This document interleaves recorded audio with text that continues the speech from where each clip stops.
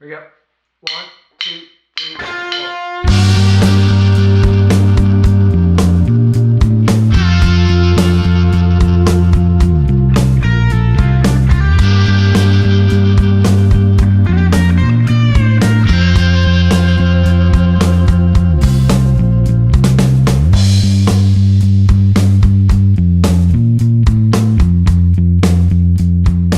시청자 여러분 안녕하십니까.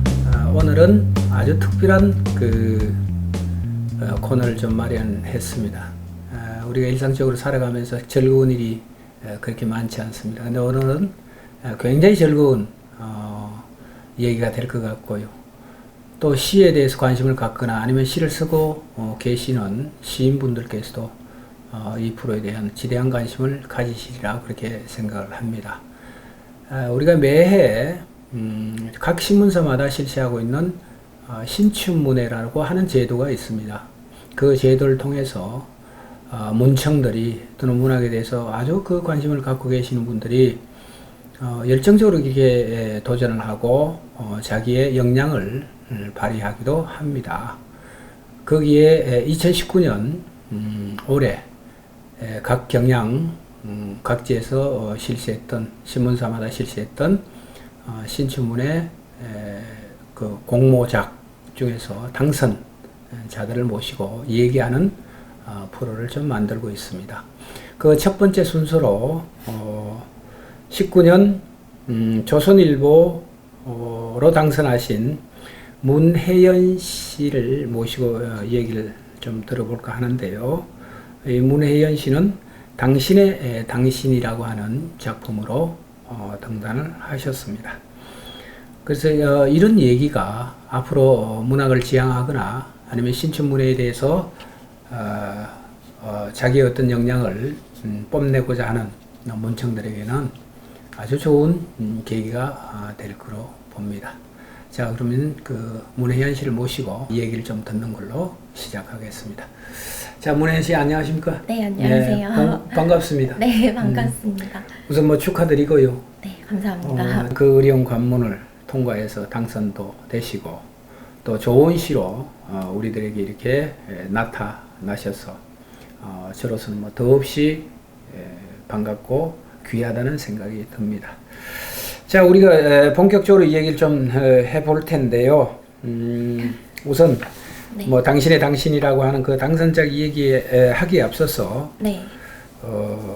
그 성장기 또 그 성장기가 그 사람이 가지고 있는 축적하고 있는 세계성과도 굉장히 연관이 되어 있으니까 성장기는 어땠는가 한번 말씀을 듣도록 하겠습니다. 보니까 고향이 저 성장기가 이제 제주도시던데 네, 맞아요. 아주 한국의 나폴리라고 합니까? 한국의 나폴리다 뭐 이런 쪽으로 요즘 굉장히 좋은 인상으로 우리가 제주도를 들여다보고 있는데, 자, 혜연 씨한테는 제주도 어떤 곳이었나요? 어릴 때까지는 그렇게 좋아하진 않았던 것 같아요. 뭔가 좀 섬이고 갇혀 있는 느낌이 좀 들었던 것 같아요. 근데 이제 육지 생활이라고 하거든요. 저희 섬 사람들은. 예, 맞아요. 육지 생활, 육지 것들이죠. 네. 육지 생활을 해보니 또 참 얼마나 좋은 곳에서 살고 있었는지 새삼 알겠더라고요. 그래서 정말 창문만 열면 바다가 있고 그 바다에서 정말 돌고래가 뛰거든요. 그래요? 네, 그래서 그런 것들을 보고 자란 경험이 참 소중하더라고요. 지금 새삼 느끼면. 지금 그 말씀을 들으면 만약에 이 프로를 보는 독자들이나 시청자가 있으면 내일 당장 돌고래를 보러 야호하고 제주도에 가실 것 같은 그런 생각이 드는데, 자, 우리가 이제 초등학교를 진학하고 또 중학교, 고등학교 거기까지 다니셨죠? 네, 제주도에서. 맞아요. 네. 우리가 보통 보면 이제 선생님들이 굉장히 중요합니다, 그죠? 네. 한 인간이 어른으로 자라가는 것, 그 다음에 한 세계를 가지면서 성장해 가는 과정에서는 나의 주위를 둘러싸고 있는 그 선생님의 역할이 굉장히 중요합니다. 혜연 씨한테는 그 어때요? 지금 이제 시를 쓰시게 된 그 계기가 됐는데 네. 나를 이 문학적으로 이끌어준 또는 영향을 끼친 분들이 성장기에 어떤 분들이 계셨나요? 중학교 때도 한 분 계시고 고등학교 때도 한 분 계시고 근데 이제 제가 되게 초등학생 때 장래희망 같은 걸 적어내면 꼭 작가라고 써서 냈어요. 그때부터. 장래희망. 네, 장래희망이 작가라고 써서 냈어요. 그래서 근데 그 생각해보면 작가가 되고 싶다는 건 어떤 그 인정욕구 같은 게 있는 거기도 하잖아요. 남들에게 맞습니다. 나를 예. 알리고 싶고. 근데 이제 그 초등학교까지는 별 생각이 없었는데 중학교에 가면서 이제 본격적으로 어떤 문학 수업도 듣고 그러면서 내가 글을 쓸 수 있는 사람인가 이런 생각을 할 즈음에 이제 그 중학교 3학년 담임 선생님이 시인이셨어요. 아, 그래요? 네. 혹시 누구 변종태 선생님이라고. 그러셨군요. 아주 네. 훌륭하신 선생님이죠. 우리 대한민국 그 시단에는 뭐 중추적인 역할을 하고 지금 아마 선생님이 그 다청인가 하는 예, 그 맞아요. 잡지인가요? 예. 그 잡지에 주관으로 계시나요? 뭐 편집위원으로 계시나? 아주 책임을 맡고 계시는 것 같은데. 네, 그래서 정말 영광이게도 이번에 또 선생님께서 연락 주셔서 그러셨군요. 원고도 한번 드려보고 그랬거든요. 그러셨군요. 그렇습니다. 뭐 변종태 시인의 시적 세계야 이미 우리가 객관적으로 또는 그 문단 저변에서도 다 검증이 된 아주 뭐 훌륭한 시인으로 우리가 인식을 하고 있습니다. 또 영향도 받고 있고요. 변종태 시인에게서 어떤 그 말씀을 인상 깊게 이렇게 들었던가요? 선생님, 이제 저희 담임 선생님일 때 제가 또 반장을 해서 선생님이랑 되게 좀 가깝게 얘기를 나누고 들을 일이 많았는데 제가 글을 쓰고 관심이 있다는 걸 선생님이 되게 먼저 알고 계시더라고요. 그래서 그래요? 네, 맨날 글을 가져와 보라고 하시거나 갖다 드리면 읽어주시고 뭐 이런 점이 좋다고 해주시거나 근데 그런 거에서 멈추지 않으시고 그냥 지나가다가 보기만 해도 글을 써라, 넌 잘 될 거다, 이런 재능이 있다, 이런 말을 정말 아끼지 않고 해주셨는데 지금 생각해보면 아까 말씀드렸던 그런 그 인정욕구 같은 부분을 선생님께서 뭔가 넌 재능이 있어, 써도 괜찮아 라는 말을 해주신 것 같았어요. 그래서 글 쓰는 일을 좀 포기하지 않고 계속 어린 마음에 역시 그 훌륭한 선생님입니다. 그죠? 훌륭한 네. 선생님이고 또 그 훌륭한 선생님 밑에 훌륭한 제자가 이렇게 이제 우뚝 세상의 모습을 드러내게 됐습니다. 자, 얘기를 조금 이제 바꿔서 네. 제주도 부모님 계시죠? 네. 지금 살아 계시잖아요. 네. 같이. 그 형제들은 어떻게 되나요? 아래로 여동생 여동생인가요? 있어요. 네. 뭐 티격태격하고 싸우지는 않았나요? 싸우긴 했는데 나이 차이가 4살이나 있어서 이제는 잘 지내고 있어요. 그렇죠. 집안 분위기는 어땠습니까? 집안 분위기는 되게 좀 화기애애했어요. 그러니까 그래요? 좀 친구 같은 부모님들이셔서 되게, 그리고 또 글 쓰는 거 늘 격려해 주셨거든요. 부모님들이? 네. 참 어떻게 보면 참 행복한 집안입니다. 대체적으로 우리가 글을 쓰는 이건 뭡니까? 일반화된 그런 건 아닌데요. 근데 이제 글을 쓰는 사람들 면면들을 성장기를 이렇게 들여다보면 조금 특이해요. 소외받았거나 아니면 어울리지 못하거나, 그죠? 네. 성격적으로 조금 뭐라 그럴까요? 융화적이고 화합적이지 못한 어떤 그 모난 구석도 없지 않아 있었거든요.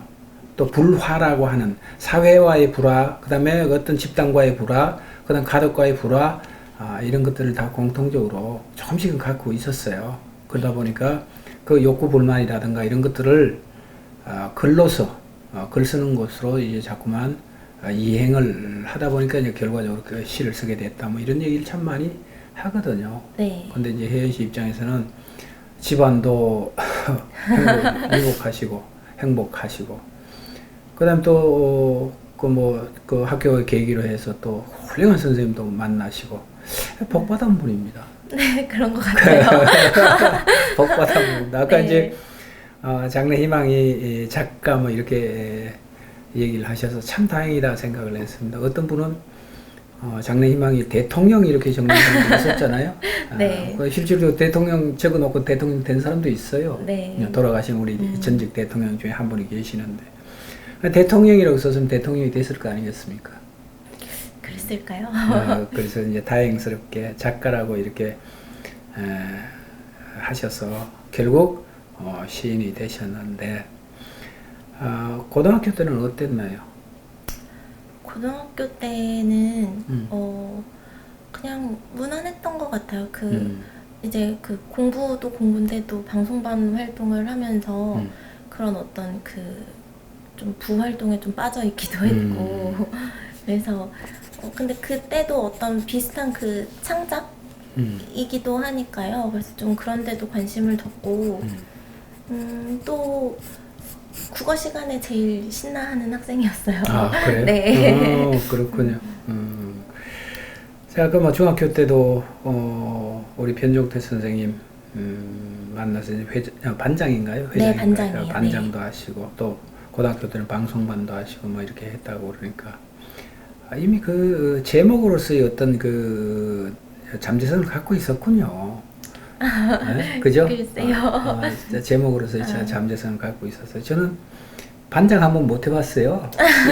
제 평생 지금까지도 반장 한번 해보는 게 동네 반장이라도 어떻게 좀 시켜주면 잘 할 텐데 그거조차 지금 못 하고 있는데 어쨌거나 어릴 때부터 이제 그런 어떤 기질, 그다음 제 재능, 거기에 더해서 이제 훌륭한 선생님들을 만나게 되고 또 그 계기성에 대해서 오늘의 문혜연 씨가 있는 것으로 우리가 그렇게 이해를 하겠습니다. 집안도 뭐 화목하시고요.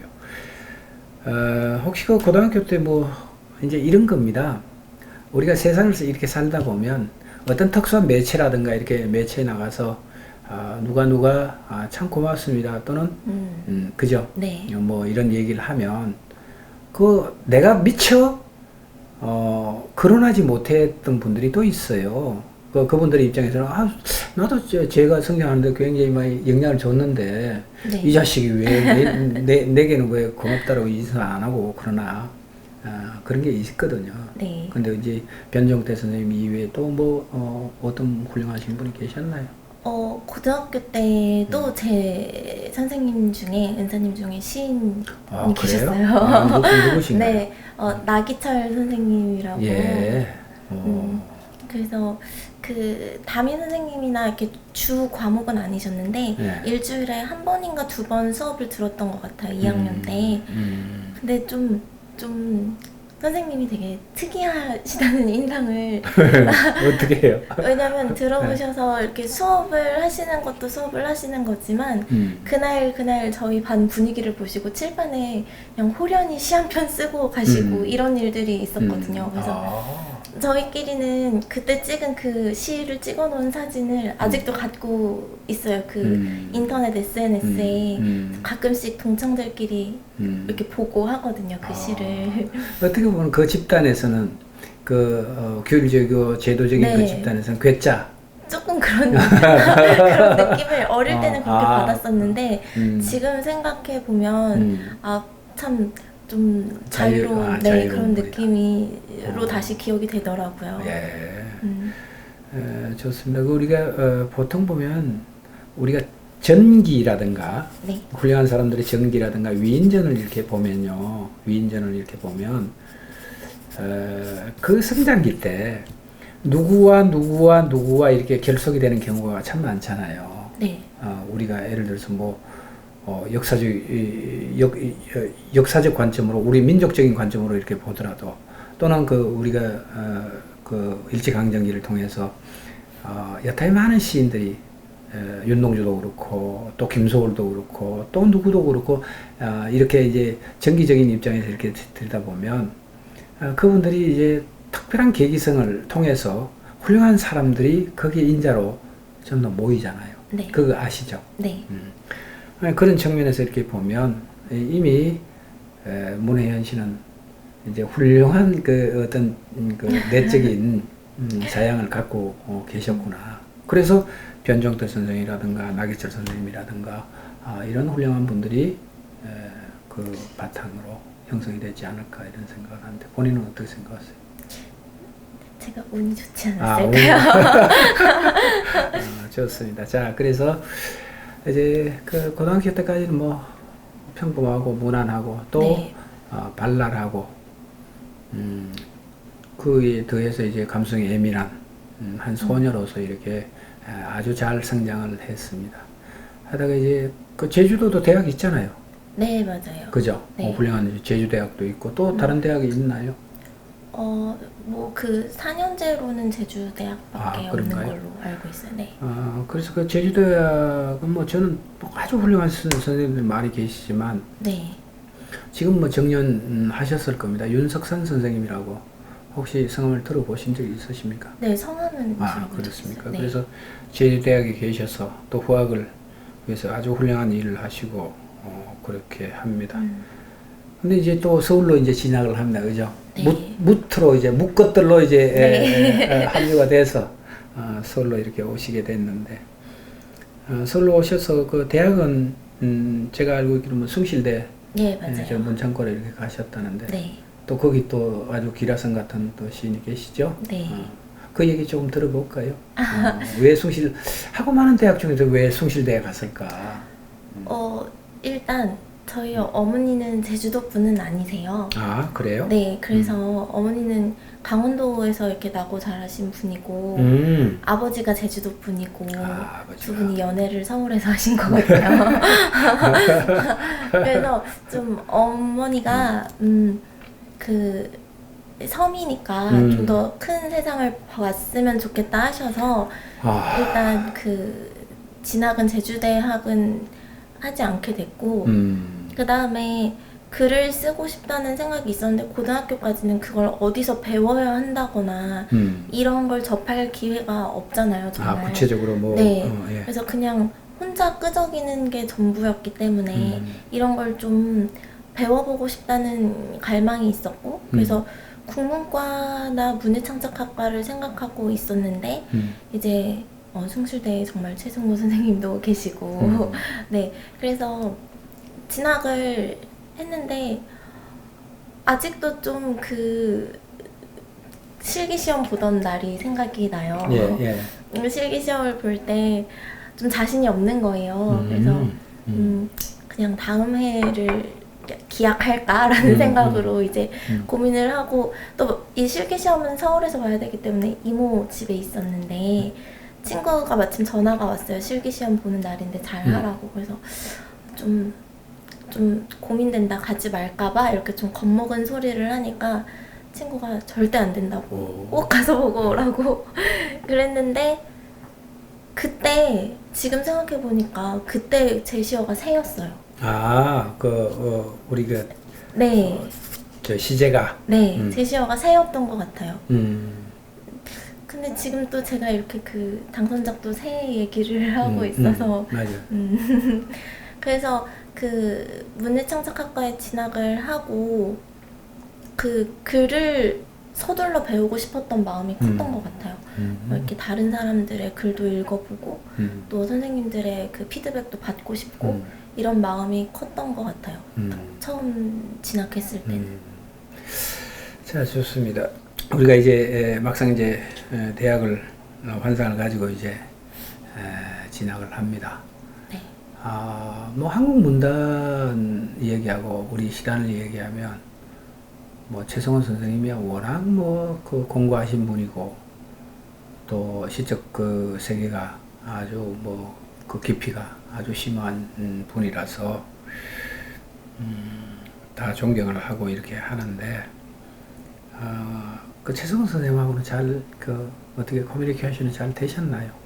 네, 이번에 당선되고도 바로 연락드렸고. 아니 그 수업 과정이라든가. 수업 과정에서요. 선생님이 정말 조언을 많이 해주셨죠. 그렇습니까? 네, 근데 시 자체 보여드린 시뿐만이 아니라 시를 대하는 태도나 어떻게 시를 일생에 끌어올 수 있는지 또 어떻게 써가야 하는지 자세 같은 것들도 정말 몸소 많이 보여주셨어요. 자, 그 얘기를 조금만 더 우리가 들어볼까요?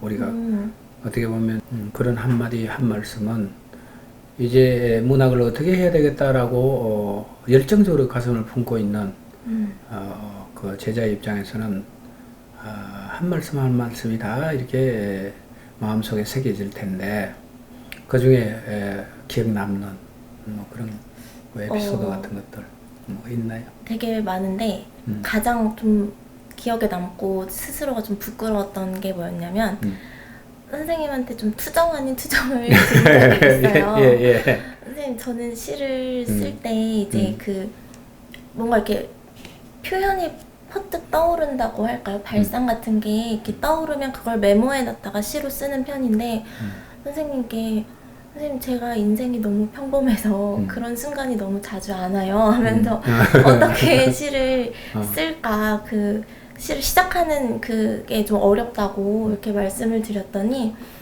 선생님께서 그런 순간만 기다릴 수는 없다고 얘기를 하시면서 선생님이 시를 쓰는 방법을 이제 알려주셨는데 서랍이 이렇게 있으시대요. 이렇게 주르륵 서랍이 있으면 이렇게 정말 무슨 훈련하시듯이 단어들을 갖다 놓고 그걸 이제 서랍에 넣어 두신대요. 그 다음에 또 다음에는 그 단어들이 들어간 서랍을 꺼내셔가지고 어떤 걸 꺼내면 또 그걸로 문장을 만드시고 또 그걸 넣어 두시고 또 그 다음에 이렇게 점점 시를 키워나가시면서 서랍에서 다른 서랍으로 이동을 시킨다 하시더라고요. 이런 그걸 생각해 봤을 때 얼마나 발상이 안 와요 하고 얘기하는 제가 민망했는지 그래서 참 그 매 순간에 글을 생각하고 계시고 또 시 한 편을 만드는 일을 하루도 게을리 하시지 않으시더라고요. 그래서 저런 노력이 있어야 하는구나. 맞습니다. 네. 자, 우린 세상 어떤 분야든 마찬가지입니다. 하나의 일가를 이룬다는 것은 그 목표를 이루기 위해서는 모든 것들을 집중하고, 그죠? 네. 거기에 매진을 해야 됩니다. 마찬가지로 우리가 지금 거론했던 몇몇 시인들, 훌륭하신 분들, 이분들의 삶의 면면들을 이렇게 들여다보면 오로지 시에 바쳐진 인생이고 시에 헌신한 그런 삶이거든요. 이제 그런 쪽으로 이렇게 보면 앞으로 이제 우리 문혜연 씨도 훌륭한 선생님 밑에서 이제 그렇게 수학을 하셨으니까 그런 쪽으로 가실 거죠? 그러려고 노력해야죠. 네. 자, 아까 이제 이 얘기 중에 내 인생은 너무 평범했다. 그래서 최승원 선생님한테 좀 투정도 좀 부렸다 이런 얘기를 하셨는데 네. 평범한 가운데서도 비범이 있습니다. 그죠? 비범이 있습니다. 내 인생에서 어떤 부분들이 가장 다이내믹했다. 아니면 어떤 부분들이 굉장히 절박했다. 이런 순간들이 있었나요? 어떤 게 있었어요? 없었나요? 그렇게 막 너무 절박하고 이렇게 흔히 그 대학 처음 들어가면 인생곡선이라는 걸 교양에서 그려봤거든요. 예. 이렇게 있으면 좋은 일 있으면 위로 올라가고 안 좋은 일 있으면 내려가는데 딱히 올라갈 일도 내려갈 일도 저는 없더라고요.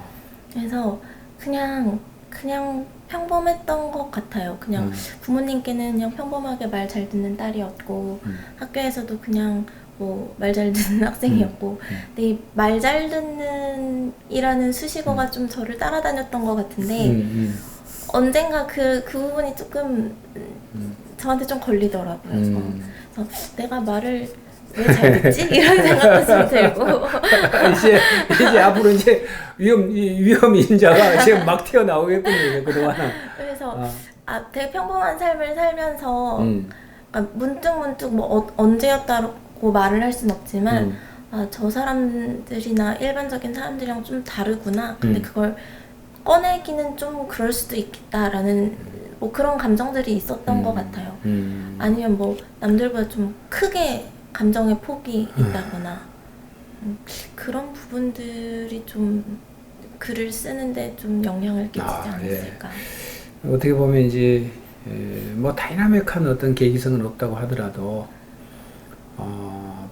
평범하다라고 하는 것이 어떻게 보면 글을 쓰게 되는 동기가 되고, 그죠? 네. 너무 평범함으로, 네, 맞아요. 너무 평범함으로 거기에 대한 일종의 뭐라 그럴까요? 반발, 아쉬움, 이런 것들이 글을 쓰게 된 동기가 됐다. 뭐 이런 말씀으로 이해를 하겠습니다. 자, 우리가 이제 조금 넘어와서 지금 대학원 진학을 하셔서 네.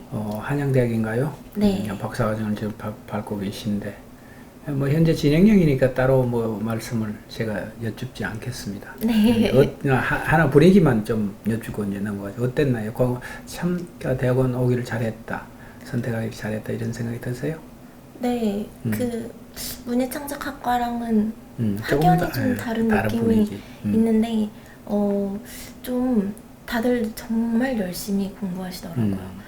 정말 열심히 공부하셔서 제가 거기서 스스로의 게으름과 나태함을 반성하면서 이렇게 공부하시는 분들이 있고 제가 거기서 어쨌든 공부를 하러 들어갔기 때문에 창작을 한다는 핑계로 공부에 나태하면 안 되겠구나라는 생각도 했어요. 그래서 공부도 열심히 해야겠고 글도 열심히 써야겠고 그 어떤 그 힘, 에너지 같은 걸 좀 받게 되는 것 같아요. 우리 참 이런 게 아이러니입니다. 우리가 창작의 바탕은 놀이라고 우리가 네. 하잖아요, 그죠? 네. 어떤 사물에 대해서 가지고 놀고 그것을 굴리고 또 재구성하고 이런 것들이 놀이의 개념으로 다 연결이 되거든요. 네. 근데도 불구하고 이제 또 대학원을 가셔서 공부를 죽기 살기로 지금 하고 계시잖아요. 네. 하고 계시잖아요. 그러니까 그 두 부분이 늘 이렇게 충돌하고 또 만나기도 하고 또 엇갈려서 이렇게 헤어지기도 하고 이렇게 하는 게 이제 반복되는 게 이쪽 길인데 앞으로 뭐 기대를 하겠습니다. 대학원도 이제 아직 뭐 박사 패스는 학위는 아직 못. 네, 아직 3기여서요. 3기였어요. 네, 남았어요. 네. 뭐 조만간에 이제 또 우리 박사님으로 또 한번 조만간이 될지. 자, 좋습니다. 이제 오늘 우리가 얘기하고자 하는 신춘문예로 이제 이 얘기를 좀 옮겨 가봅시다. 가보고. 자, 한편으로 이제 그런 생각을 합니다. 신춘문예가 가지고 있는 일종의 긍정적인, 네. 순기능적인 면도 있고, 네. 또 역기능적인 면도 없지 않아. 인간의 일은 뭐 다 그러니까요. 좋은 게 있으면 또 나쁜 편이 또 있고요. 근데 또 우리가 좀 들여다볼 것은 어쨌거나 본인의 입장에서는 당선이라고 하는 영예를 안게 되고요. 그죠?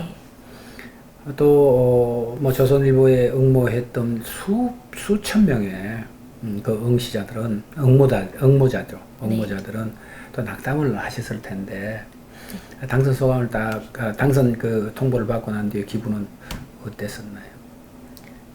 제가 이걸 물어보실 때마다 얘기하는 말이 있는데 저는 정말 보이스피싱인 줄 알았어요. 기자님이 전화를 주셨을 때 어디부 기자라고 말씀을 하셨는데 제가 신춘문예 낸 것도 까먹고 거기서 왜 나한테 전화를 했지 하고 되게 사납게 전화를 받았어요. 보이스피싱. 그래요? 무슨 일이시죠? 이러면서 되게 그렇게 말씀드렸는데 그 신춘문예 내셨죠? 라고 말을 하시는데 심장이 쿵 하더라고요. 그래서 맞다 하고 그래서 몇 가지를 확인하시고 다시 전화를 주신다고.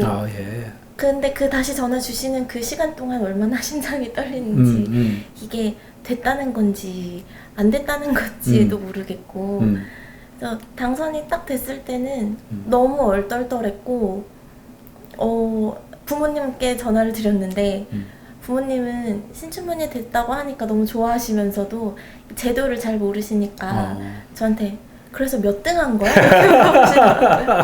그래서 몇 등 한 거야? 좋습니다. 예. 엄마한테 이제 엄마 시 부문에서는 한 명만 뽑고 거기 이제 뽑힌 거라고 하니까 그제야 좀 실감을 하신 것 같으시더라고요. 그래서 너무 좋아하시고 또 부모님은 좀 울먹울먹 하셨어요. 너무 감격을 하셨어요. 네. 감동. 네.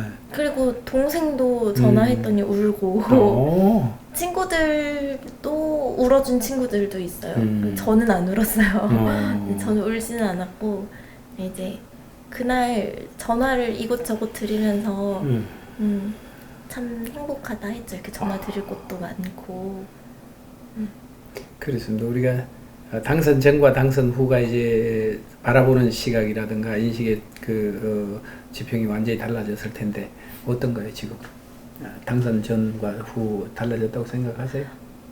뭐 제가 뭐 달라졌다기보다는 시 쓰는데 좀 더 두렵더라고요. 저는 지금은 좀 두렵더라고요. 그래서 이전까지는 제가 쓴 시를 많이 읽어봤자 제 주변에 있는 인물들만 읽었는데 지면에 낸다고 생각을 하고 더 많은 분들이 읽어주시고 또 평해 주실 텐데 좀 한 글자 글자 좀 무겁게 느껴지기도 하더라고요. 그래서 좀 더 최고에 힘쓰려고 노력을 하게 되더라고요. 네.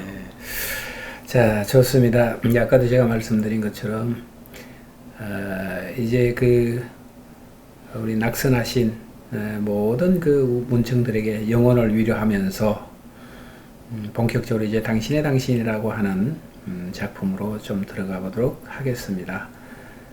자, 우리 이 프로가 이제 시인의 육성으로 네. 이렇게 이제 하는 방송을 또 나가는 코너가 있어요. 네. 그러니까 좀 수고스럽지만 네. 직접 이제 낭송으로 네. 한번 하시고 얘기를 계속 해 나가도록 하겠습니다. 당신의 당신 문혜연. 새들의 울음은 그들의 이름이 됩니다. 우리는 어떤 이름을 갖게 될까요? 원래 인간은 제 이름보다 남의 이름을 더 많이 부르는 종이잖아요. 나는 당신의, 당신은 나의 이름을. 새들에게 우리는 우리일까요? 우리를 대신할 말을 찾아요. 수많은 단어들이 사라져요. 뻐끔거리던 입술들이 짝을 짓습니다. 입술을 부딪히며 서로에게 옮아가는 인간들. 새들은 인간과 상관없이 날아다닙니다. 새들은 새들이고 우리는 우리입니다. 부리를 부딪히는 새들은 정다운 만큼 가벼운가 봐요. 자신을 닮은 사람을 3번 만나면 죽는다는 얘기 들어본 적 있어요. 지렁이와 지렁이 모양 젤리, 그걸 공포라 할 수 있나요? 머리와 꼬리를 알 수 없는 젤리는 달콤하고 모호한 주인 모를 관계들. 우리는 점점 닮아가는데 누굴 닮은 건지 모를 때는 어떻게 할까요? 당신은 지금 2%의 당신 자신과 98%의 당신의 당신, 순도 높지 않은 당신, 그리고 나, 끝모를 바닥으로 가라앉아요. 새들은 언제나 아득한 높이에서 웁니다. 그림자도 생기지 않을 물에는 새의 밑면만 지나갑니다. 깊이 가라앉은 바닥, 그곳에서 우리는 떠오를 수 없는 낮은 울음. 새들의 이름은 그들의 인사가 됩니다. 우리의 울음도 우리의 내일이 될까요? 안녕, 당신 안녕. 유언 같은 안부를 주고받아요. 우리는 새들의 세계에서도 서로의 이름만 부르고 인간은 역시 새들에게는 이해받을 수 없나 봅니다.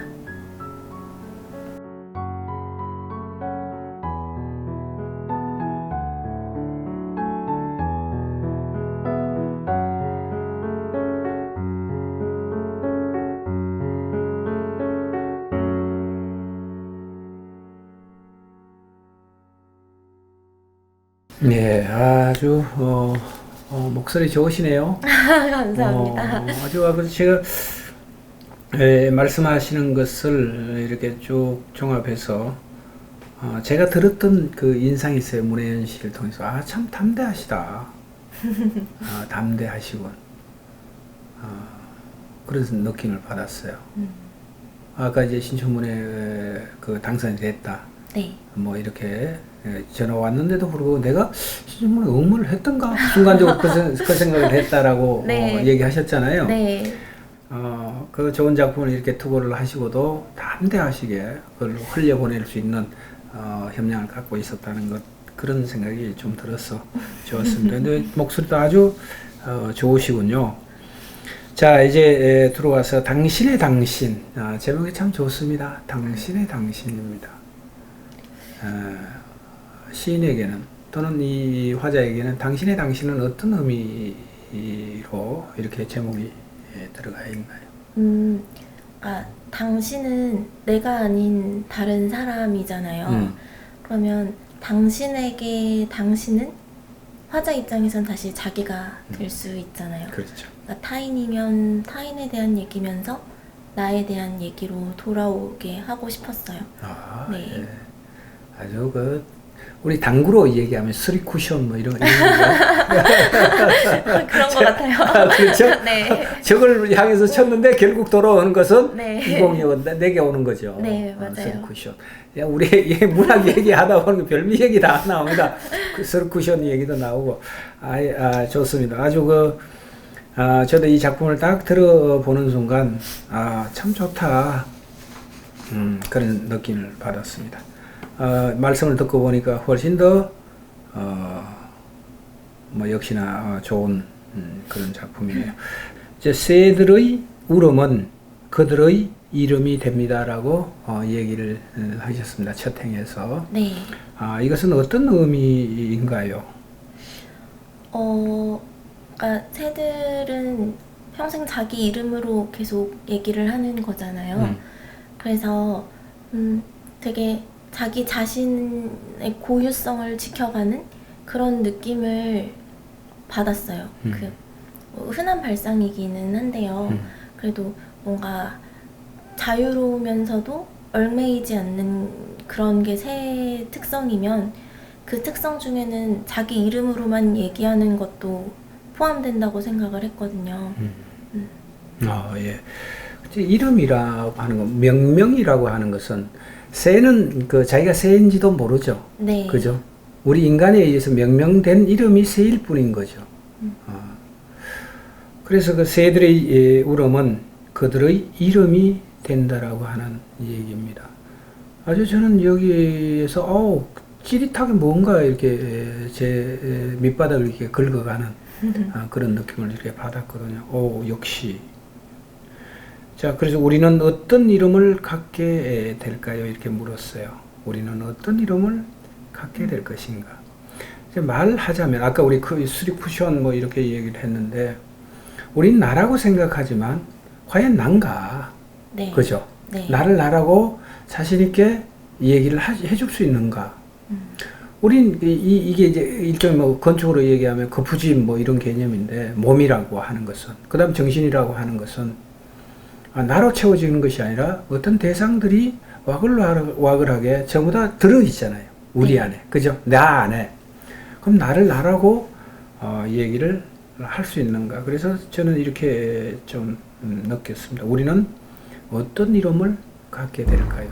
타인이 명명해준 이름으로 나는 사는 경우가 굉장히 많죠. 정작 내 이름을 가지고 있는데도 불구하고, 나라고 하는 것을 가지고 있는데도 불구하고, 타인에 의해서 명명되거나 규정되는 그런 세계성으로 살고 있다라는 생각이 듭니다. 그리고 원래 인간은 제 이름보다 남의 이름을 더 많이 부르는 정이잖아요. 아주 좋습니다. 근데 이런 발상은 어떻게 하셨어요? 일단 말씀하신 대로 그러니까 저는 이름을 받아서 쓰는 거잖아요. 제 이름으로. 그 점에 대해서 한번 생각을 해본 적이 있는데, 제 이름 뜻을 풀이하면 은혜해. 이게 흐를련인데 부모님은 저한테 베풀련으로 설명을 해주시더라고요. 예. 은혜를 베풀어라. 타인에게 내가 아니라 남에게 그런 이름인 거잖아요. 예, 예. 그러니까 이 이름을 받는다는 건 어떻게 생각해 보면 어떤 사람으로 자라나라는 기대와 그런 그 사랑이 담긴 것이면서도 앞으로 제가 갖게 될 저의 본성과는 또 거리가 멀 수도 있는 부분이 되잖아요. 그래서 이 이름이라는 게 참 맞는 옷인 듯 맞지 않는 옷인 듯 이런 느낌을 받은 적이 있었고 제 이름보다 남의 이름을 더 많이 부르는다는 건 제가 조금씩 나이를 조금씩 먹으면서 이름으로 불릴 때도 있지만 정말 황송하게 이제 선생님이라고 불릴 때도 제가 가끔 있더라고요. 예. 그렇게 되거나 아니면 저희 이제 부모님만 보더라도 부모님 두 분 다 본인 성함보다는 누구의 엄마, 누구의 아버지 이런 식으로 이제 불리시면서 기껏 이름과 자기 삶을 매칭시켜 놨더니 또 멀어지는 삶을 사시는 것 같더라고요. 그래서 그런 생각이 좀 들었어요. 아, 그랬군요. 그래서 우리가 이름이라고 하는 것은 명명이 된다는 거, 아까도 제가 말씀을 드린 것처럼 의미를 거느리는 거잖아요. 네. 이름이 된다는 것은, 이름이 부여된다는 것, 그것은 그 의미를 거느리는 건데, 그 의미는 하나의 뜻을 드러내는 것도 있지만 또한 그 뜻에 자기 자신을 가두는 네. 그런 이중적 구조를 우리가 또 생각해 볼 수가 있어요. 이름이라는 게, 그죠? 네. 그래서 여기 이제 나는 당신의 이렇게 나옵니다. 네.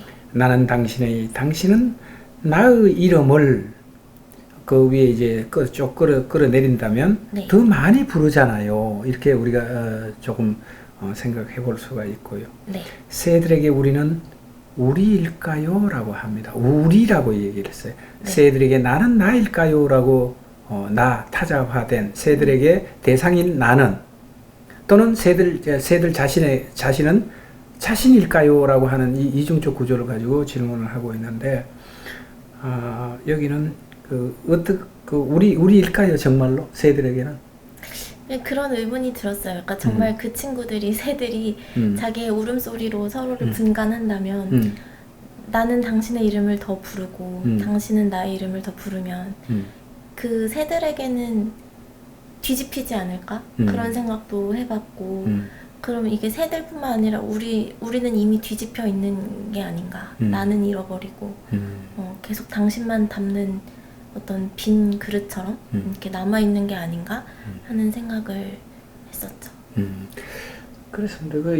저는 이 시를 읽으면서 두 가지를 생각하게 됐어요. 언어라고 하는, 말이라고 하는 것, 그 다음에 우리가 인식이라고 하는 것, 이 두 가지를 이제 이 시를 읽어내면서 이제 생각을 하게 됐는데, 아마 우리 시단이라고 해야 되나요? 문학적 현실을, 대한민국의 문학적 현실을 이렇게 조금 끌어와서 들여다보면 대상에 대한 어떤 자기의 정서적 느낌에 대해서 그 정서적 느낌을 표현하는 네. 그런 작품들이 주류를 이루잖아요.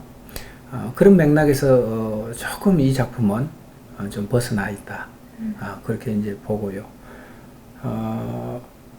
그래서 이게 이제 뭐 뒤에 가서 또 쭉 얘기하겠지만, 문혜인 씨 입장에서는 주제의식을, 여기는 이 시에는 어떤 그 주제의식을 담아내고 싶었던 건가요?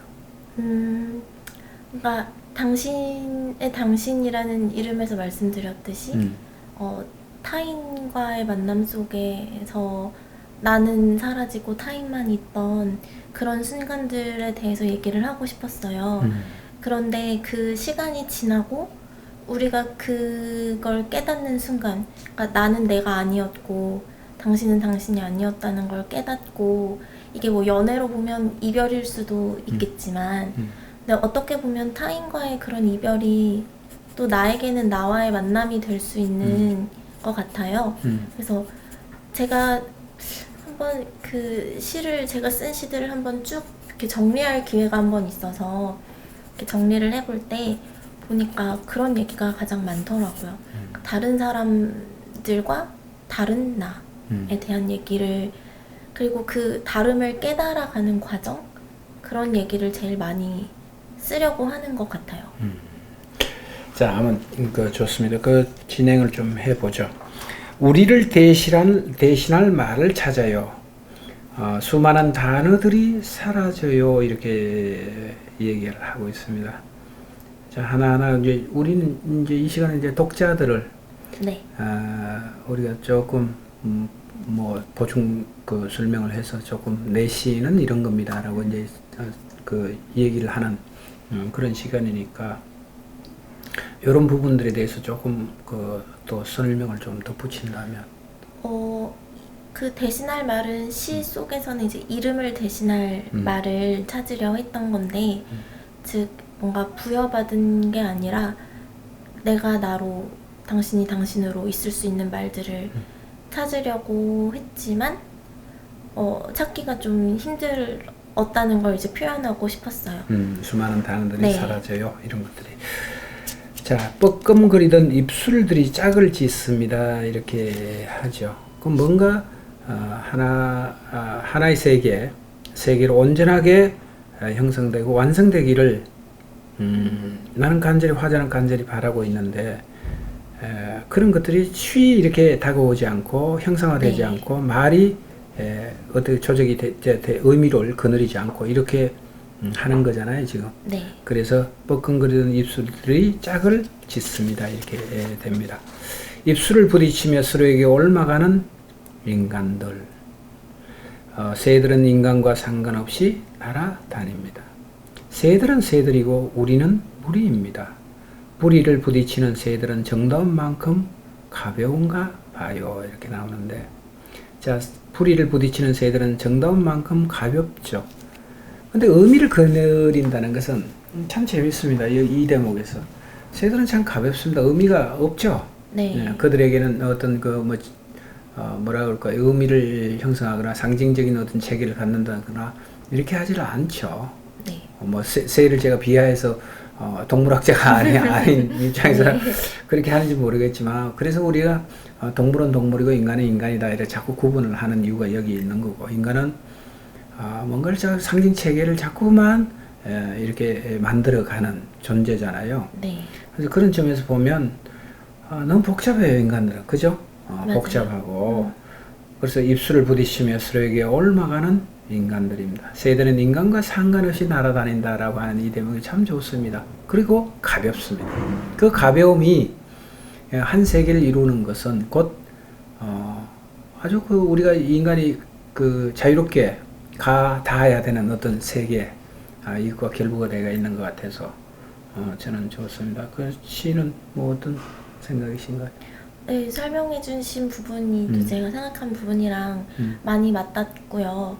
그래서 뭔가 자기를 정의하기를 실패한 사람들이 이 입술을 부딪히며 옮아간다고 얘기한 게 그냥 관계 속에 자기를 그냥 숨겨버리는 느낌? 이런 걸 좀 생각을 했고요. 그래서 정말 새들은 그런 고민이 없는 가벼운 상태일 때 우리가 더 좀 자기 자신을 찾을 수 있지 않나 그런 생각을 했었어요. 좋습니다. 자, 자신을 닮은 사람을 3번 만나면 죽는다는 얘기 들어본 적이 있어요. 이렇게 되는데, 요게 저는 이 시를 전체적으로 읽어내면 조금 반복해서 읽고 어려웠어요. 제 입장에서는. 조금 왜냐하면 저는 이렇게 생각을 합니다. 자신을 닮은 사람을 3번 만난다는 것은 자신이 인식적 세계에 고착화죠. 네. 저는 그렇게 생각했어요.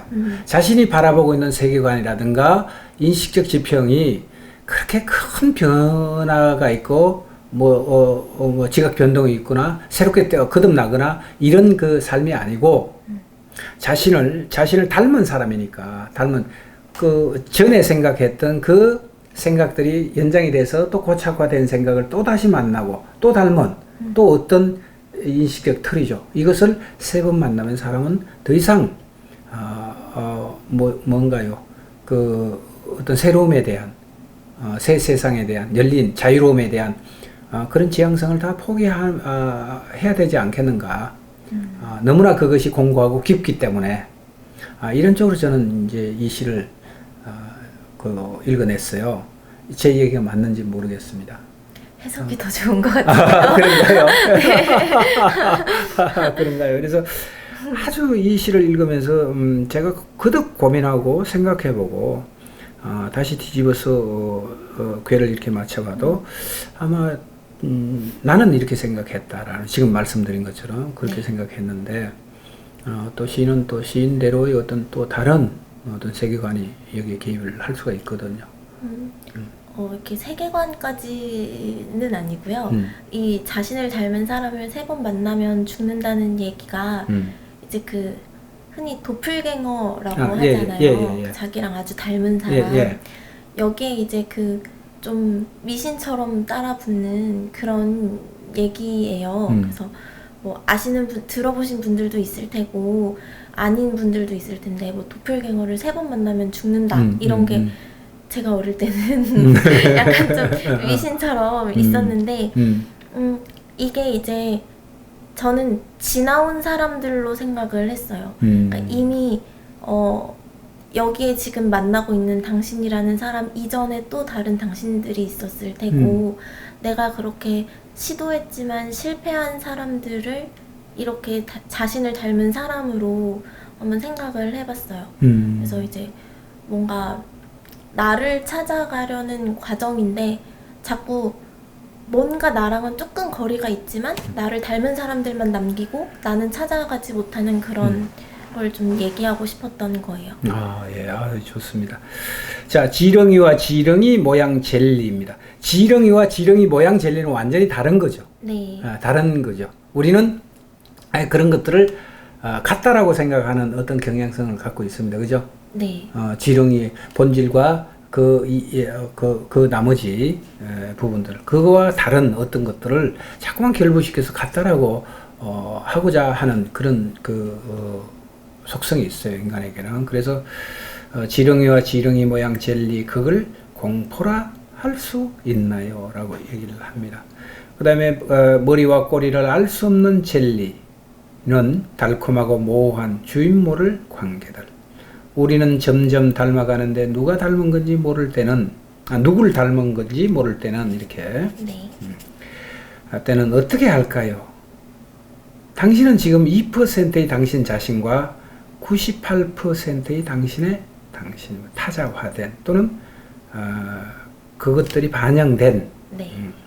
나로서 살지 못하는 그런 당신, 순도 높지 않는 당신, 그리고 당신도 그렇고 나도 그렇고 또한 그 당신이 나하고 네. 내가 곧 당신이고 그리고 나 끝모를 바닥으로 가라앉아요 이렇게 하는데 좀 이 시는 좀 이 대목에서 좀 절망적입니다. 그죠? 네. 제가 볼 때는 좀 절망적입니다. 인간의 한계성 같은 것도 느낄 수 있고요. 네. 인간이 우리가 사유라고 해야 되나요? 사유. 이런 것들의 한계. 여기에 늘 맴돌고 있는 인간들에 대한 답답함. 우리 세계성에 대한 답답함. 이런 것들을 노래하고 있는 것 같은데, 어떤가요? 저도 여기서는 그 실패, 그 나를 찾는 일의 실패 같은 것에 좀 골몰해서 쓴 부분인 거고요. 네. 그래서 뭔가 지렁이와 지렁이 모양 젤리가 겉모양이 닮았다 한들 말씀하신 대로 정말 다른 거잖아요. 예. 그런데 자꾸 같게 보려는 그런 시선들이 점차 나 자신은 2%만 밖에 남기지 않고 그래서 우리는 난데 나를 이루고 있는 대부분이 내가 아닌 상태로 그렇게 살아가는 부분을 얘기하려던 거였어요. 예. 자, 좋습니다. 새들은 언제나 아득한 높이에서 웁니다.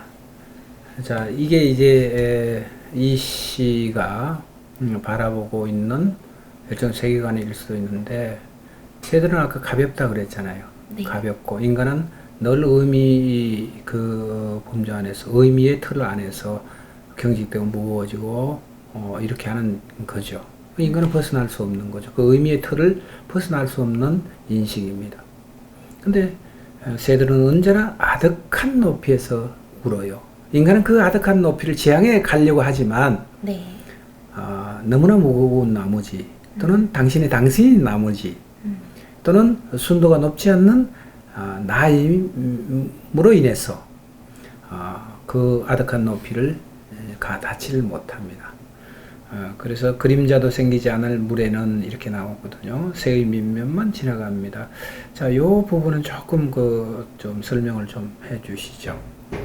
새들은 언제나 아득한 높이에서 웁니다. 그림자도 생기지 않을 물에는 새의 밑면만 지나간다라고 하는 것. 그 아득한 높이 어떤 철학이면 철학, 그 다음에 어떤 세계성이면 세계성, 아니면 상대주의적인 이 세계를 초월한 눈에 생성화되지 않는 그 어떤 의미겠죠. 그 세계이죠. 그 세계가 그림자를 거느리지 않는 그것과 결부가 되어 있는지 어떤 건지 한번 설명을 좀 해주시죠. 그림자가 어떻게 보면 네, 흔적이잖아요. 예. 그래서 그 새들은 아까 이제 인간과는 좀 다르게 자기 자신으로 남아있을 수 있는 존재다 보니까 이런 흔적을 남기려 하지도 않고 또 타인과의 관계에 너무 기대려 하지도 않고 그냥 그 자신으로서 홀가분할 수 있는 그런 존재고, 그런 존재만 도달할 수 있는 높이가 있고 우리는 그 깊은 바닥에 너무 관계성에 집착하다가 가라앉아 있는 채로 새를 바라보는 그런 시선을 좀 그려보고 싶었어요. 좋습니다. 여기 이제 아득한 높이의 새들은 있고요. 인간은, 나는, 우리는 네. 깊이 가라앉는 바닥에 가라앉아 있죠. 이거 굉장히 대조적인 그죠. 새들의 세계. 새들이 거느리고 있는 그 세계성과 인간이 누리고 있는 이 인식적 지평이죠. 이 지평은 대조적인 관계입니다. 그래서 깊이 가라앉은 바닥, 그곳에서 우리는 뚫을 수 없는 낮은 낮은 울음 이렇게 얘기를 해요. 아주 절망적으로 지금 얘기를 하시거든요. 네. 가능성이 없을까요? 인간은 어때요? 보시고 문혜인 씨는 인간은 답이 없어. 도대체 네. 답이 없어. 더 이상 희망이 없어. 이런 쪽인가요? 아니면 그래도 뭔가 저 아득한 높이에 다다를 수 있는 노력하면, 아니면 어떤 지평을 열어가면 인간은 다다를 수 있다라고 생각을 해요. 저는 우리 길을 포기하면 적어도 수면으로 나올 수 있지 않을까. 우리 이 길을. 네, 우리 길을 포기하면 아득한 높이까지는 힘들어도 수면까지는 나올 수 있을 것 같아요. 좋습니다. 앞으로 이제 그런 희망적인 그 세계를 좀 지평을 좀 열어주시기를 바라고. 네. 제발 우리 시들이 그렇습니다. 저도 마찬가지로 시를 쓰는 입장인데 너무 절망적인 인간에 대한 그 절망을 있죠. 그 태생적으로 우리는 내재하고 있습니다. 그 절망적인 세계라든가 한계라든가 이런 것들을 갖고 있는데, 그럼에도 불구하고 조금 우리가 갈 수 있다라고 하는 그 어떤 그 비전, 희망, 네. 이런 것들도 끊임없이 이렇게 좀 제시가 됐으면 좋겠고, 시들이 좀 그렇게 좀 됐으면 좋겠어요. 우리 현대 시들이. 좋습니다. 앞으로 좀 기대를 많이 하겠습니다. 새들의 이름은 그들의 인사가 됩니다. 우리의 울음도 우리의 내일이 될까요? 참 좋은 말이네요. 안녕, 당신 안녕, 유언 같은 안부를 주고받아요. 자, 여기서 유언 같은 안부를 주고받아요 이렇게 나오거든요. 네. 자, 요 새들의 이름은부터 시작해서 유언 같은 안부를 주고받아요 라고 하는 이 시어 또는 시 세계에 대한 의미, 이런 것들을 한번 말씀을 해주시죠. 아까 말씀드렸듯이 우리 길을 포기한다면 어느 정도는 올라올 수 있을 것 같다고 말씀드렸잖아요. 그래서 이제 당신과의 안녕을 시작하려는, 그러니까 당신과의 끝을 고하려는, 그렇기 때문에 홀로 남은 당신에게 안부이자 우리에게 있어서는 유언처럼 인사를 나누는 그런 얘기였어요. 네. 자, 새들의 이름은 그들의 인사가 됩니다. 우리의 울음도 우리의 내일이 될까요? 라고 하는 것은 내일이 됐으면 좋겠다라고 하는 이런 어떤 희구죠. 네. 바람 같은 거 이제 있는데, 여기서 이제 안녕, 당신 안녕이라고 하는 것은 당신이라고, 안녕이라고 이별을 이제 고하잖아요. 네. 이별을 고하는 것은 우리가 지금까지 얘기해온 그 세계입니다.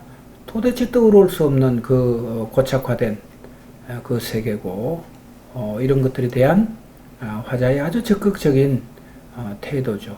그래서 안녕, 당신 안녕 이렇게 나오거든요. 네. 그래서 유언 같은 안부를 주고받아요 이렇게. 저도 이게 좀 어려웠어요. 처음에 이렇게 이해를 하기를. 그래서 유언이라고 얘기를 합니다. 이미 그 범주 안에서 내가 같이 머무르고 있었던 당사자죠. 네. 당사자인데 이제는 나도 좀 떠오르고 싶고 다른 세상으로 이행을 좀 하고 싶음으로 이렇게 되는 거죠. 하고 싶음으로 내가 그동안 알았던 그 세계의 세계선과는 네. 작별을 구하고 싶은 그 얘기인가요, 지금? 네, 맞아요. 그래서 유언 같은 안부를 주고받아요 이렇게 나옵니다. 아주 좋습니다. 자, 이제 마지막 그 부분인데 우리는 새들의 세계에서도 서로 이름만 부르고 인간은 역시 새들에게는 이해받을 수 없나 봅니다. 이렇게 돼 있어요. 우리는 그동안 참 인간 중심주의적 그 세계로 살아왔죠. 인간이 이해해야 돼요. 내가 이해해야 돼요. 그죠? 네. 새들도 마찬가지고 이렇게 했는데 여기 그 주체 이동인가요? 중심 이동인가요? 새들의 관점에서 도대체 인간들은 이해받을 수 없는 어떤 존재다. 이렇게 이제 마무리를 하셨는데 전체적으로 이제 우리가 쭉 시를 얘기하고 했는데 또 나는 이 당선자기를 통해서 나는 더 많은 얘기를 좀 하고 싶었다. 또는 뭐 이 시간도 마찬가지고 이 시간에도 나는 이런 세계를 좀 얘기하고 싶었어요 라고 하는 게 있으면 한번 뭐 거침없이 한번 얘기를 좀 해주시죠. 글쎄 시에 대해서 뭐 더 제가 설명을 드릴 건 없는 것 같고요. 또 해석도 잘 해주셔서 근데 다만 저는 제 시다 보니까 스스로 이게 뭐 어렵다거나 이런 느낌을 저는 못 받잖아요. 그럼요. 네. 그래서 그런 부분이 좀 궁금하기도 하고 걸리기도 하고 그러니까 시가 저는 너무 어려우면 안 된다고 생각을 하는데 적어도 한 번에서 몇 번을 읽었을 때 의미가 어느 정도는 걸러질 수 있어야 좋은 시가 아닐까라는 생각을 해서 제 시가 많은 분들이 어렵게 느끼신다면 제가 아직도 부족한 점이 많을 것 같아요. 그래서 이 시를 읽으실 분들께 너무 어렵게 생각하지 마셨으면 하는 마음이 좀 있습니다. 우리가 이제 이렇게 생각할 필요가 있죠. 왜냐하면 대체적으로 우리가 신춘문예 시가 굉장히 어렵다라고 하는 쪽으로 이제 정평이 나 있죠. 네. 난해하다 뭐 이런 쪽으로 이제 얘기를 하는데 자, 그 얘기를 뒤집어서 이렇게 얘기를 하면 난해하다 어렵다라고 생각하는 그 자체는 내가 많은 생각을 안 한다는 이 얘기와 통하지 않을까요, 독자들은? 그죠? 네. 공부를 안 한다라고 하는 얘기와 또 일맥상통하는 얘기 아닐까요? 독자분들이 예. 어렵게 느낀다는 것은 네. 그동안 이런 지평에 대해서 우리가 인식적 세계에 대해서 깊이 있는 어떤 통찰이라든가 생각을 다방면으로 이렇게 해보지 않았기 때문에 새삼스럽게 접하는 새로운 세계잖아요. 그죠? 그런 새로운 세계에 대해서 낯설어하고 또 익히 이제 알지 못했던 생각하지 못했던 그런 세계의 제시니까 당황스럽고 이런 거는 아닌가. 그렇지 않을까요? 근데 제 생각에는 뭐 저도 다른 좋은 시들을 읽을 때 어려워서 이제 막 그 의미가 하나하나 뭘까 이렇게 파고드는 그래서 또 찾아내는 재미도 있는데요. 이게 음악에서 보면 흔히 조옮김이라고 하잖아요. 예. 같은 멜로디인데 어떤 건 플랫이나 샵이 하나 없이 그러니까 검은 건반을 거의 건드리지 않고 평이하게 멜로디를 연주할 수도 있고 같은 멜로디지만 정말 어렵게도 조옮김을 하면 연주할 수 있거든요.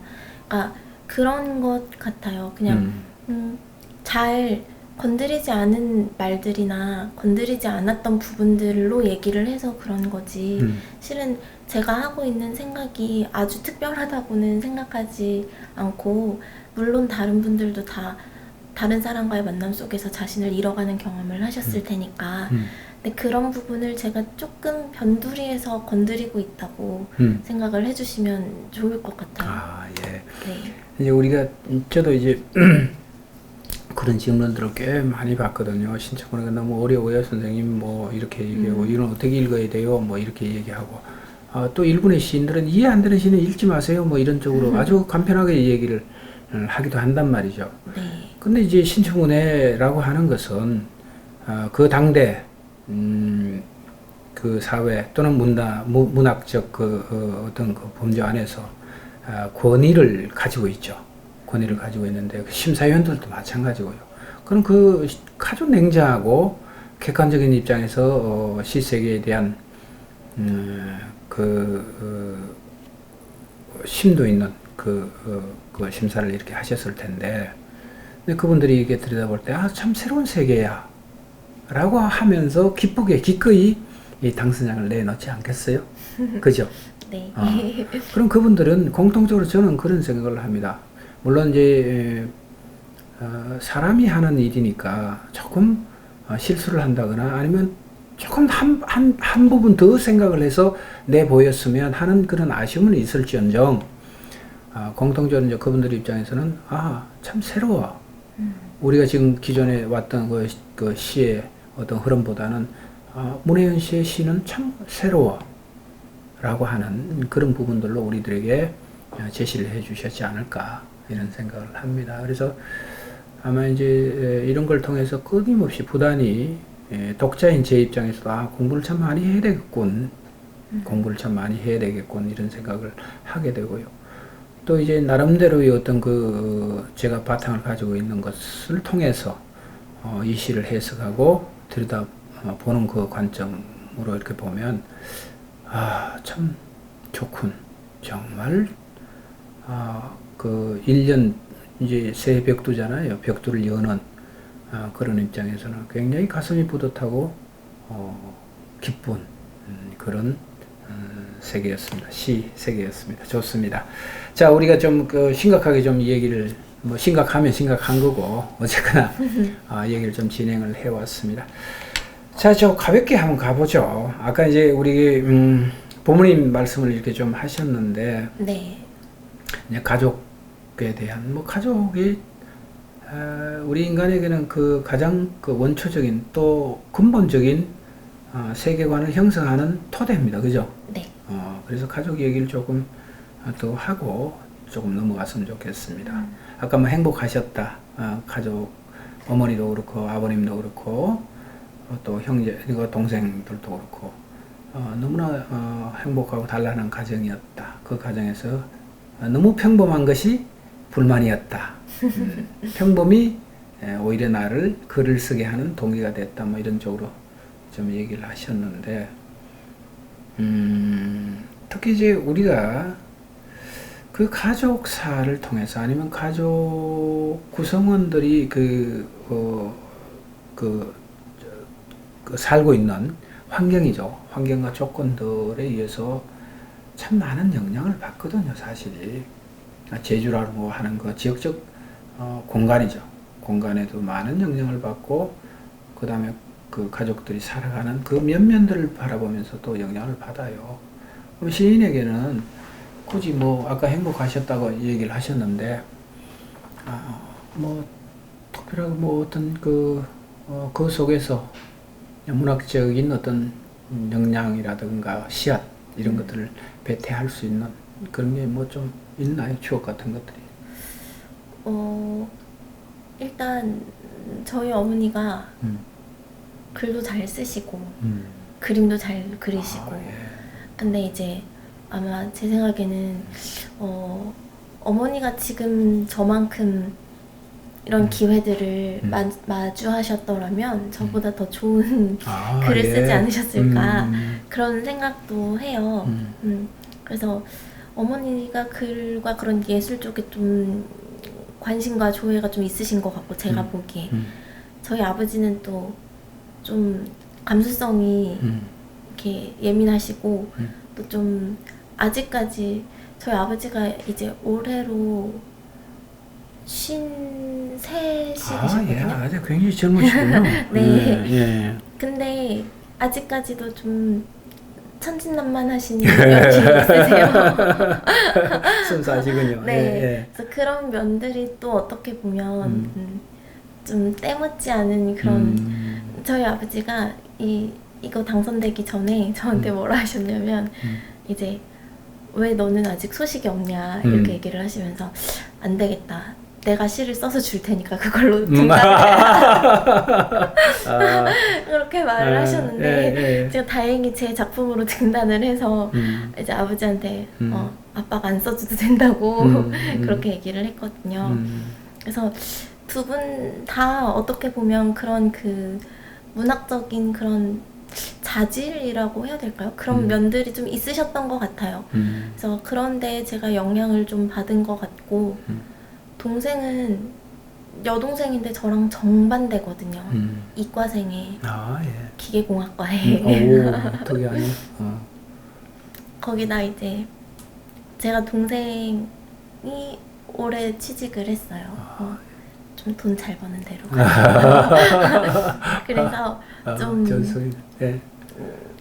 가족에서도 그런 것도 좀 있잖아요. 그러니까 제가 맞이니까 어떻게 보면 글 쓰는 일은 좀 먼 길이고 근데 그런 걱정은 또 동생이 먼저 덜어주면서 저한테 너무 고맙죠. 그러니까 저는 그냥 참 걱정 없이 글 쓸 수 있게 해주시는 좋은 가족들 같아요. 예, 좋습니다.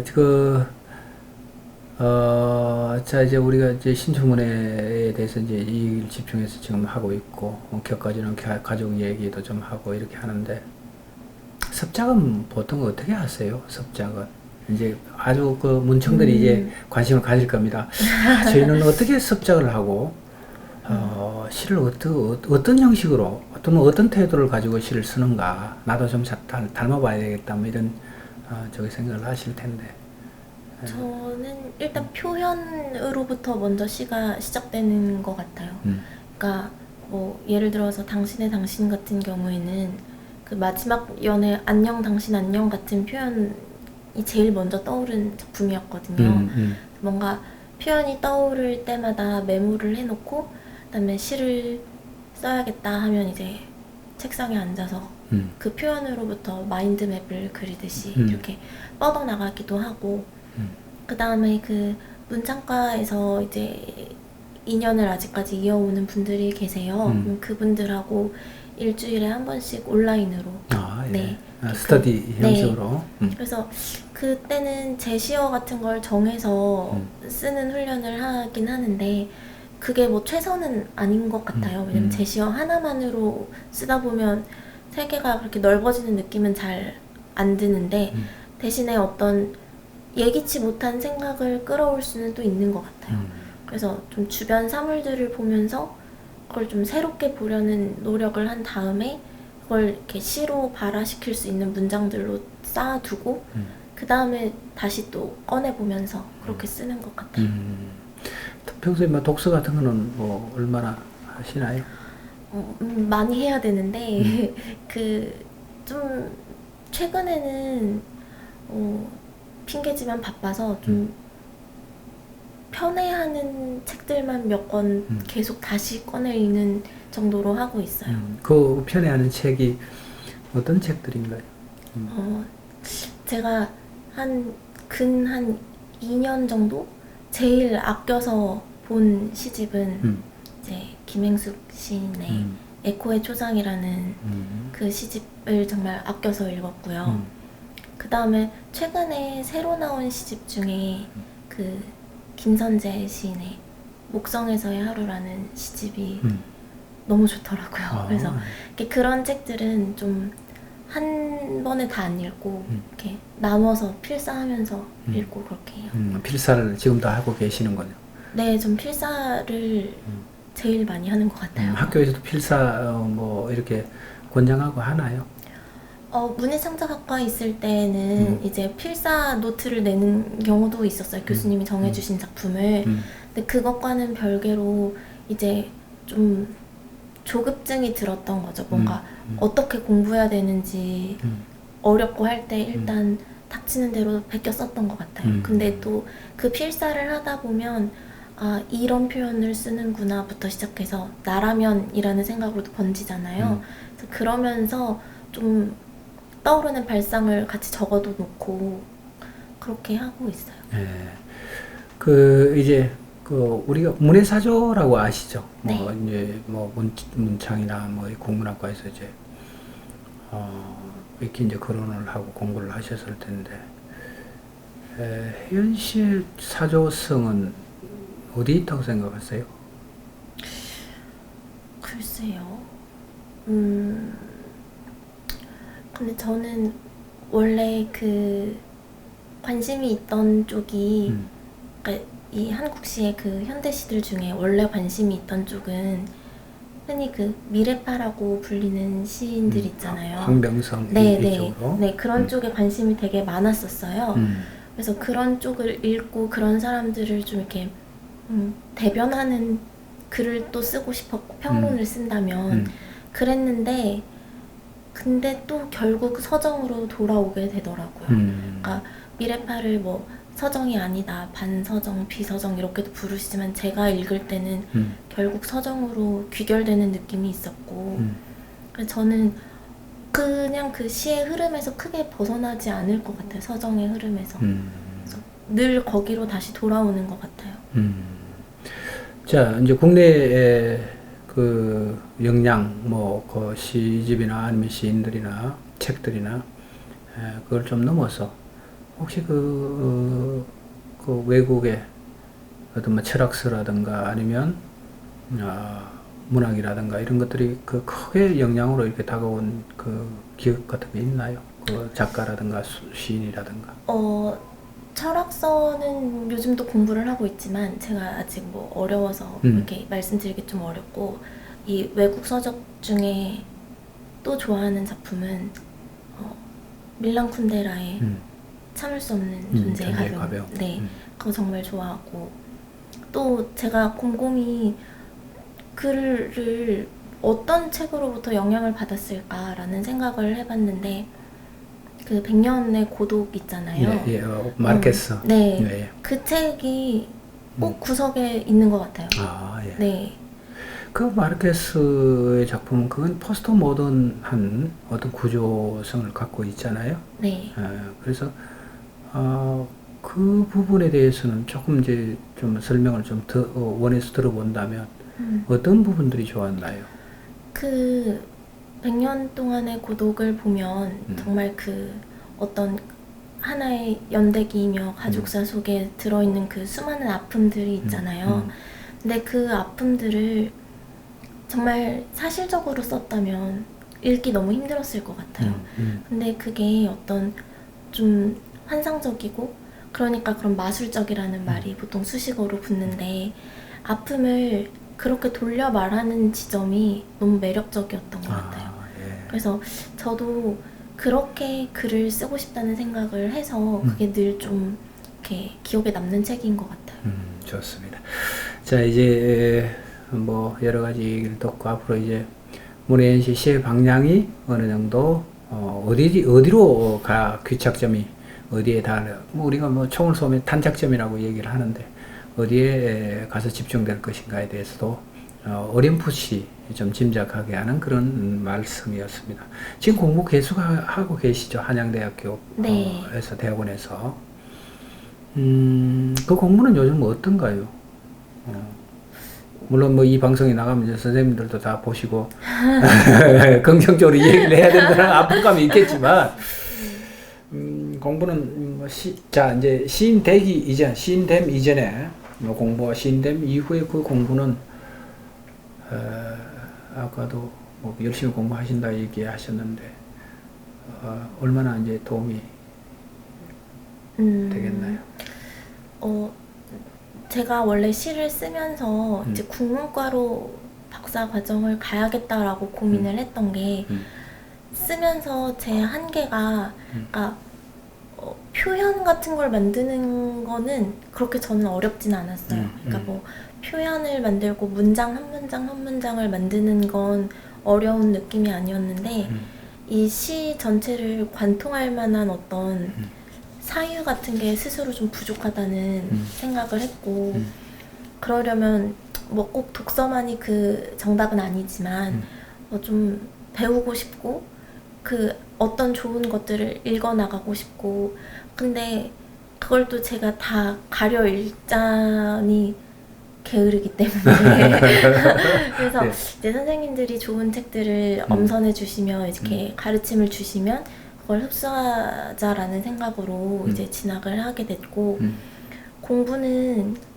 창작과는 조금 거리가 있기는 하지만 이 뭐 철학서나 아니면 한국 시나 아니면 시의 저 원류부터 시작해서 이렇게 흘러오는 흐름 같은 것들을 공부하다 보면 그 지점에서 이제 제 자리를 찾으려고 노력하게 되는 것 같아요. 아, 예. 네.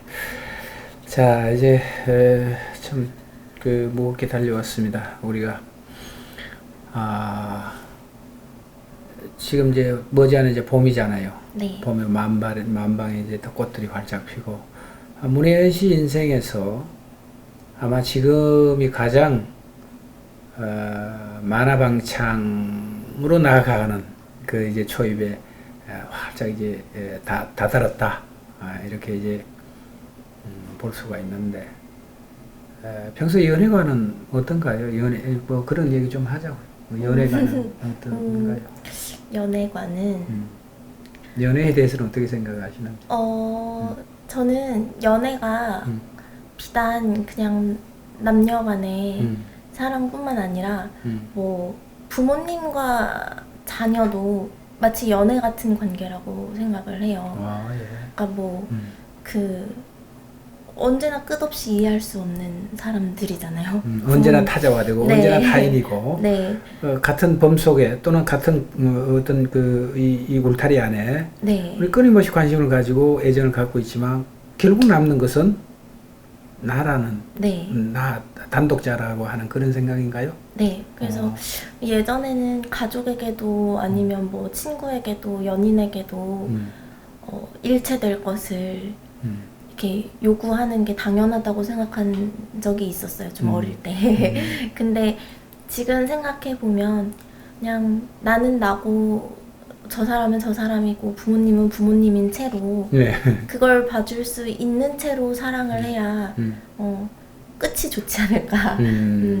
참 중요한 말씀을 하십니다. 우리는 인간관계가 참 오묘하죠. 오묘하고 참 어떤 때는 복잡해요. 복잡하고. 그건 왜냐하면 내가 욕심을 갖고 있기 때문에 그런 거죠. 그럼 내가 어떤 이 한 범주 울타리에 이렇게 있으면 내가 돼야 돼라는 거죠. 너는 내가 돼야 되고 나는 너가 돼야 되고 이런 어떤 그 오버액션이 좀 나오는데 그건 소유욕 때문에 그렇다고 저는 네. 그렇게 보거든요. 이제 그것들이 항상 일으키는 문제는 갈등입니다. 갈등. 나는 너가 안 되고 너가 내가 안 됐을 때 닥쳐오는 그런 갈등이죠. 그런 것들이 이제 인간관계를 버겁게 하고 힘들게 하는데 문혜연 씨는 이제 그런 부분들에 대해서 아주 뚜렷한 나는 내가 돼야 되고 너는 너가 돼야 되고 이런 일정한 거리 이 거리 안에서 서로 존중하고 서로 바라봐주고 포용할 걸 포용하고 이런 생각을 갖고 계신다라는 말씀으로 정리를 하겠습니다. 자, 앞으로 계획은 뭐 뻔한 질문입니다. 이런 것들이 늘 뭐 계획대로 인생이 살아가신다면 야 계획이야 뭐 한 트럭 갖다 놓겠죠. 네. 그렇지만 또 계획 없이는 또 살 수가 없는 것이 인생입니다. 그죠? 네. 그래서 앞으로 뭐 계획을 하시는 일이 그냥 열심히 시 쓰고 공부하고 그 다음에 최근에는 이제 시도 시인데 또 다른 쪽 그 평론 같은 쪽에도 한번 관심을 가져보려고 왜냐면 다른 작품을 잘 읽을 줄 알아야 또 좋은 작품을 쓸 수 있다는 생각이 들어서 그래서 그런 쪽에도 좀 관심을 갖고 당분간은 어떤 글이든 쓰는 사람으로 살려고 합니다. 좋습니다. 자, 이제 어느덧 이제 마무리할 시간이 이제 됐는데, 끝으로 문혜연 씨에게 시란 무엇이냐? 우리가 인간은 무엇이냐? 뭐 너는 누구냐? 너는 무엇이냐? 뭐 이렇게 묻는 거는 우문인데, 이런 것들은 이제 어리석은 질문이긴 하지만, 그래도 문혜연 씨라고 하는 신인에게, 새로운 시인에게 시란 무엇인가 도대체? 그걸 제가 질문을 드린다면 어떻게 말씀하시겠어요?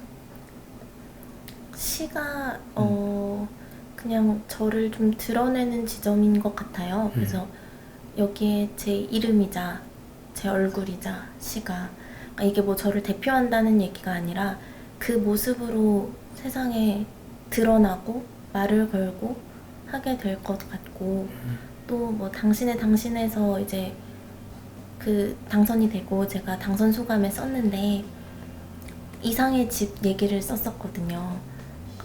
찾아갈 때마다 방문에 실패를 했어요. 공사를 그렇게 하더라고요, 제가 갈 때마다. 그래서 시가 그런 느낌이었어요. 그러니까 도달할 수 없는 어떤 것. 네, 근데 있다는 건 분명히 알고 늘 연기될 뿐이고, 네. 내가 그게 어떤 부분에 이것이다라고 확신을 가지고 가면 또 저만큼 시는 물러가 있고, 또 나는 따라가서 뭔가를 구현하고 표현해내고, 네. 이런 것들이 이제 시다. 아주 뭐 인상 깊은 말씀입니다. 좋습니다. 네.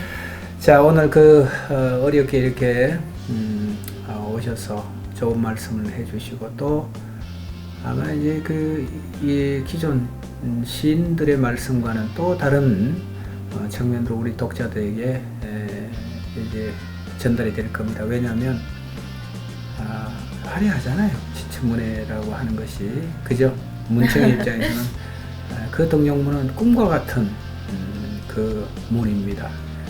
그 문의 당사자가 오늘 이제 이렇게 직접 오셔서 습작에 대한 문제, 시에 대한 문제, 그 다음에 역량에 대한 문제, 뭐 여러 가지 다방면에 대해서 얘기를 해주셔서 아마 이 시청자들이 또 문청들이 이제 그 반면교사라 이렇게 삼고 또 더더욱 열심히 매진을 해서 좋은 글을 쓰리라고 그렇게 봅니다. 자, 오늘 어렵게 오셔서 감사합니다. 네, 건강하시고요. 감사합니다. 예, 네. 또 뵙겠습니다. 네, 감사합니다. 감사합니다. 자, 시청자 여러분, 오늘은 우리 초미의 관심이 모아졌던 신춘문예 2019년 신춘문예 당선 시인 문혜연 씨를 모시고 당신이라는 시적 세계에 대해서 얘기를 좀 들어봤습니다. 제가 기획하고 이제 생각했던 이 프로의 성격은 앞으로 이와 같이 이제 오늘 첫 테이프를 첫 시작을 우리 문혜연 씨가 열어주셨고요.